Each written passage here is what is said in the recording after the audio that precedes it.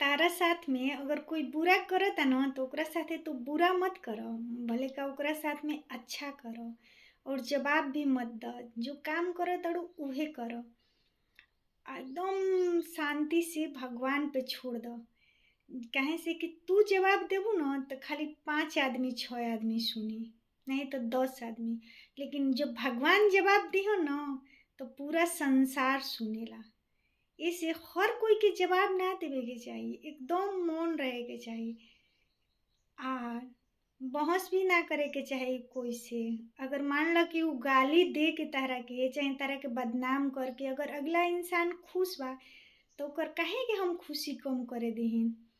वो हमरा बारे में इतना सोचता तब तक हमरा बारे में कहता, तो हम अगर खुशी ना कम करब। बस भगवान के हम यही कहिना, हे भगवान हम तोहार हनी आ तू हमार हड़ो।